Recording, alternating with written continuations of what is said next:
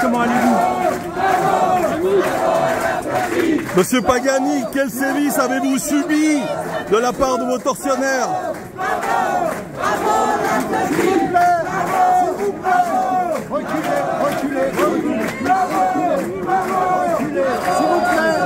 S'il vous plaît.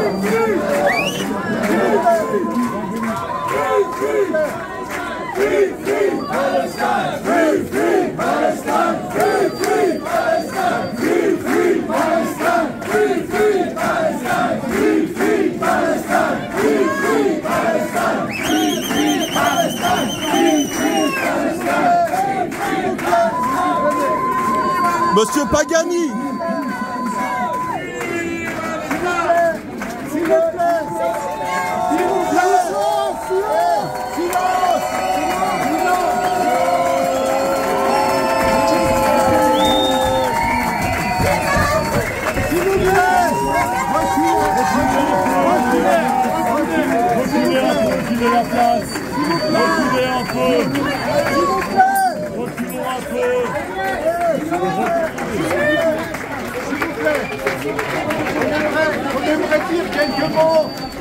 On aimerait dire quelques mots. S'il vous plaît.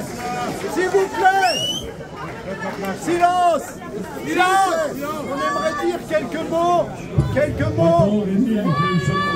On aimerait dire, il y a une sono, s'il vous plaît. On aimerait dire quelques mots pour vous remercier d'abord. S'il vous plaît.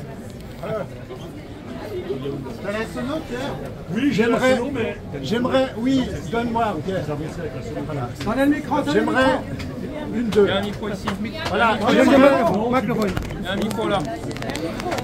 Voilà, s'il vous plaît, merci de cet accueil, parce qu'en fait, sans vous, on serait encore dedans, traités comme des animaux, humiliés, ils cherchaient à nous enlever notre dignité. Ils nous ont tout volé, les bateaux d'abord, ils nous ont raptés, kidnappés, et ils nous ont traités comme des animaux à tel point qu'il y a des gens qui avaient besoin de médicaments importants, souffrant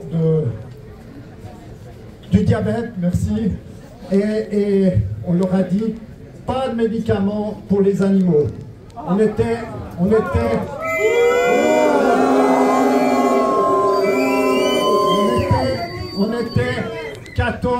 14 entassés dans 23 mètres carrés, avec pas de gobelet pour boire. On a dû boire comme des bêtes au lavabo, au robinet.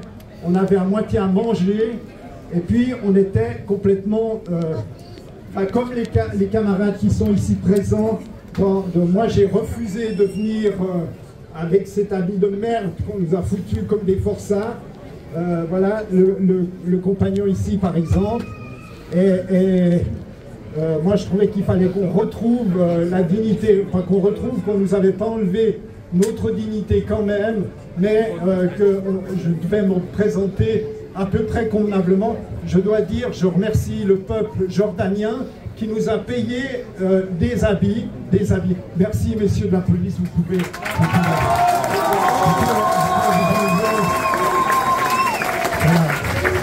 Le peuple jordanien a été extrêmement généreux. Par solidarité, ils nous ont à tous payé le repas. Contrairement au DFAE, qui nous a fait payer une caution de 5 000 francs pour pouvoir nous sortir de prison.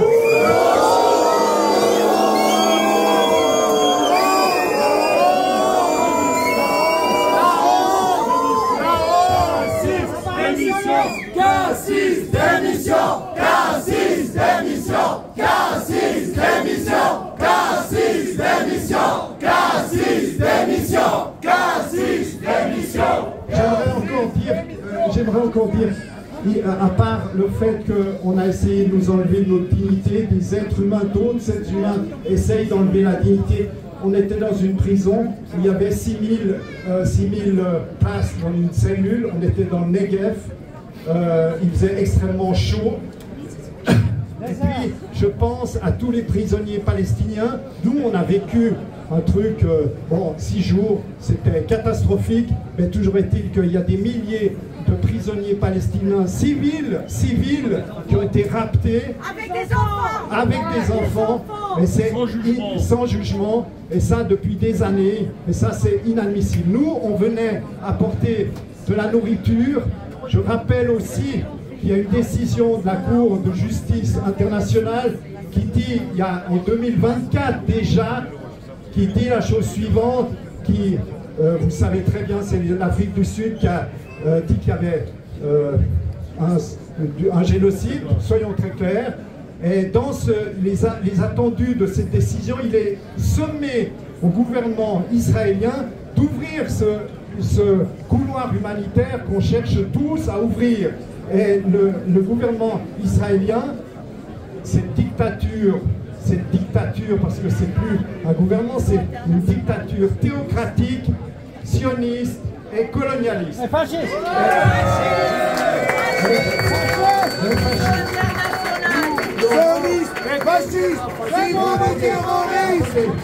Je vais passer la parole. J'ai juste encore quelques mots à dire, un peu, parce que les autorités cantonales, je m'excuse, mais à part la ville de Genève, M. Gomez qui est ici, bravo.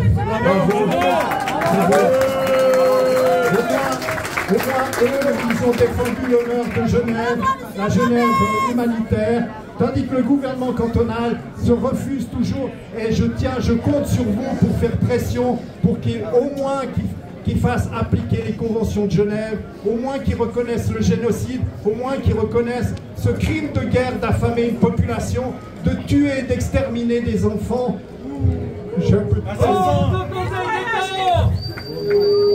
Le gouvernement cantonal est indigne de porter le nom de conseiller d'État, tellement ils se comportent comme des lâches, et puis on se demande s'ils ne sont pas pro-israéliens. Eux, comme Cassi d'ailleurs, parce que Cassi a fait partie longtemps, il a été président d'une association Suisse-Israël. Et donc, il faut le savoir.